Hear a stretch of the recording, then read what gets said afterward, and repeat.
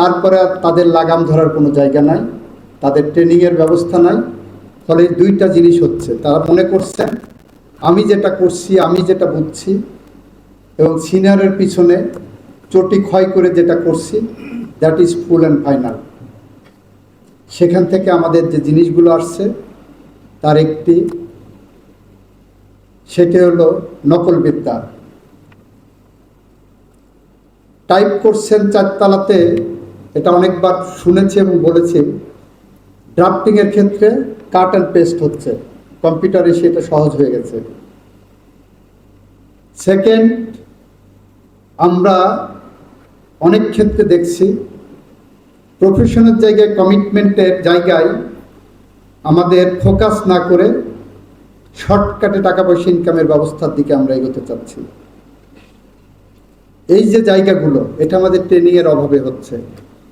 বার কাউন্সিলের সম্মানিত সভাপতি সাহেব আছেন, আমি যখন সভাপতি ছিলাম, একটা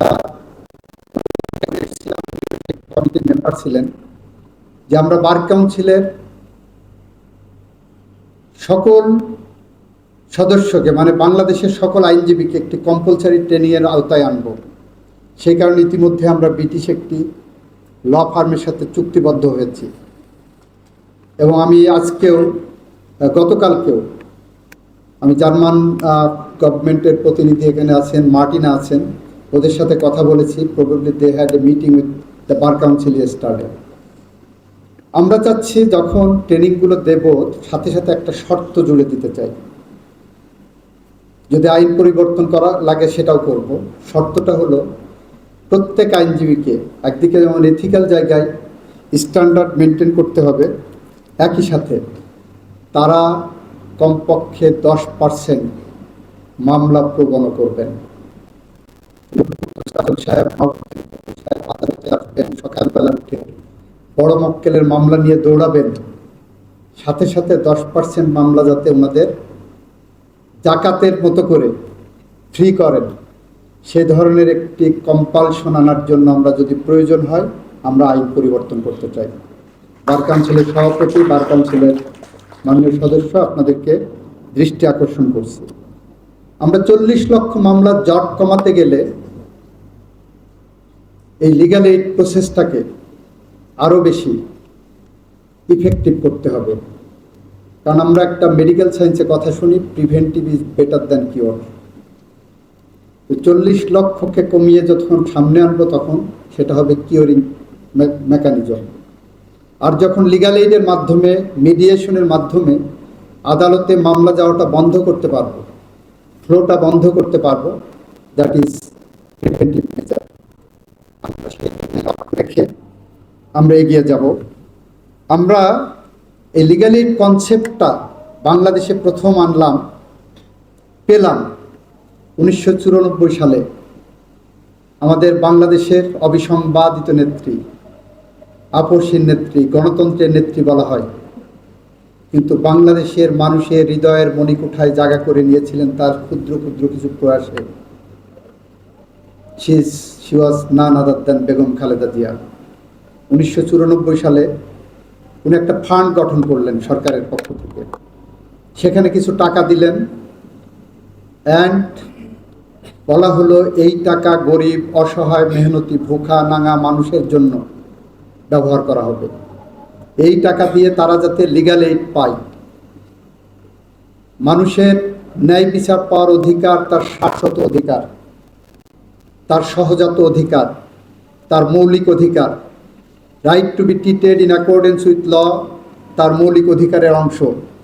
সুতরাং এই সমস্ত মানুষের পাশে দাঁড়ানোর জন্য উনি প্রথম লিগ্যাল এইড ফান্ড গঠন করেছিলেন। আমরা আজ 2026 সালে দাঁড়িয়ে ওনার সেই ধারণাটাকে আরও এক্সপ্যান্ড করতে চেয়েছি, যে কারণে এবার লিগ্যাল এইডের যে স্কোপ, তার মধ্যে আমরা উল্লেখ করেছি কারা পাবেন, কারা রিসিপিয়েন্ট। সেই রিসিপিয়েন্ট অংশে একটা তালিকা করা হয়েছে, কোন কোন আইনের মামলায় হবে সেরকম একটা তালিকা করা হয়েছে, কোন কোন মামলার ক্ষেত্রে স্বয়ংক্রিয়ভাবে লিগ্যাল এইড পাওয়ার যোগ্য হবেন সেটা বলা হয়েছে। অতিরিক্ত হিসেবে আমরা 3টা শ্রেণী বা গোষ্ঠীকে অন্তর্ভুক্ত করেছি। তার একটি হলো আমাদের মুক্তিযুদ্ধের মধ্য দিয়ে অর্জিত যে বাংলাদেশ, সেই বাংলাদেশে যারা মুক্তিযোদ্ধা এবং মুক্তিযুদ্ধের পরিবারের সদস্যরা যদি কখনো মনে করেন যে লিগ্যাল এইডের সহায়তার প্রয়োজন, আমরা তাদের দোরগোড়ায় পৌঁছে যাব।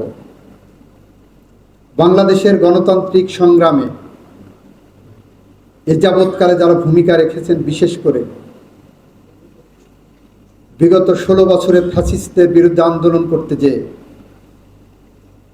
যারা বিনা বিচারে খুন হয়েছেন, যারা গুম হয়েছেন, যারা মিথ্যা মামলা হামলায় জর্জরিত হয়েছেন, যারা হাত হারিয়েছেন, পা হারিয়েছেন, চোখ হারিয়েছেন, যাদের স্বজনেরা এখনো যাই নামাজে বসে তাহাজ্জুদের নামাজের পরে স্বজন ফেরার প্রতীক্ষায় থাকে, এরা আমাদের এই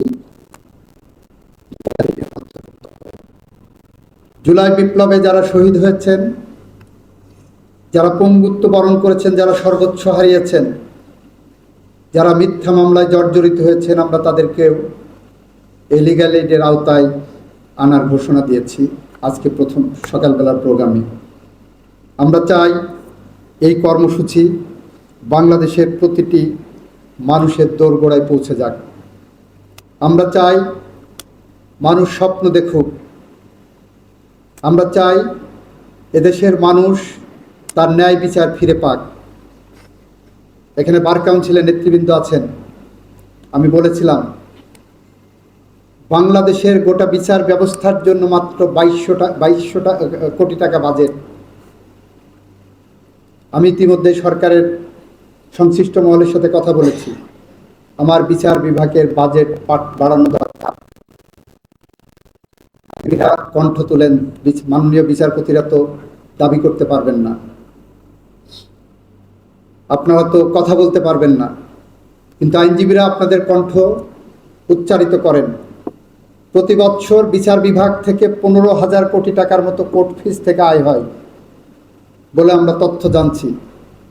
সেখান থেকে আমার বিচার বিভাগের জন্য সর্বসাকুল্যে বরাদ্দ 2200 কোটি টাকা। অ্যাজ এগেন্স্ট দ্যাট বাংলাদেশ টেলিভিশনের জন্য বরাদ্দ 2500 কোটি টাকা। এটা আমার দেশের বিচার বিভাগের দন্যতাকে প্রকাশ করে। আমি আইনমন্ত্রী হিসাবে আপনাদের যে কোনো যৌক্তিক দাবির সাথে একমত পোষণ করব, সাথে থাকব, সমস্ত ব্যারিয়ার ভেঙেই আমি সাথে থাকব।